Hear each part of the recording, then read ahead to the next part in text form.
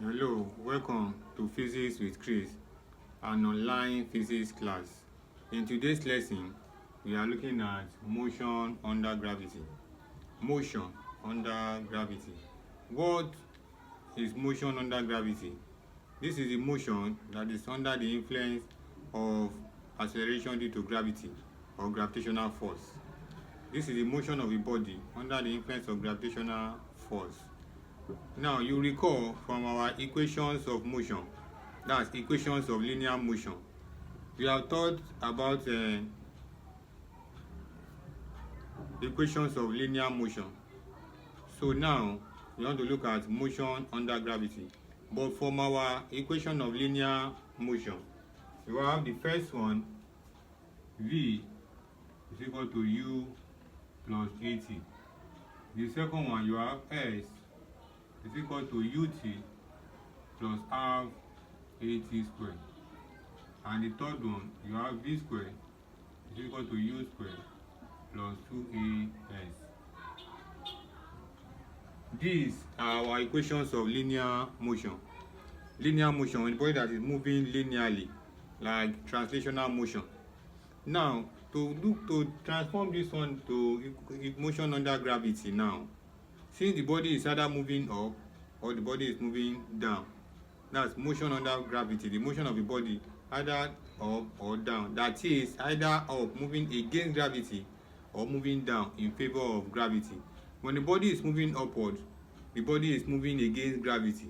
And when the body is moving downward, the body is moving in favor of gravity. Down, because the body is moving up and down, these are our equations of motion. Will translate to this form now. Then the first equation now, this equation 1 will now change to V is equal to U plus or minus GT. It is plus or minus because a body can either be moving against gravity, moving up, or be moving down in favor of gravity. That's why you have plus or minus. And G is acceleration due to gravity. So under motion on gravity now, we are talking about G, acceleration due to gravity, not A, linear acceleration again. So that's why this A will turn to G. And you have plus or minus because the body can either be moving against gravity or in favor of gravity. Then the second one we change to number 2, we change to H is equal to UT plus or minus half GT squared. Then you have number 3 we change to V squared is equal to U squared plus or minus 2GH. So these are our equations that we are going to be using under motion on gravity now. These are our equations of motion. Now, when do you know that you are supposed to use positive? When the body is coming downward, you use this positive equation. But when the body is going upward, you use the one with negative sign if you are using equation 1 to solve the question.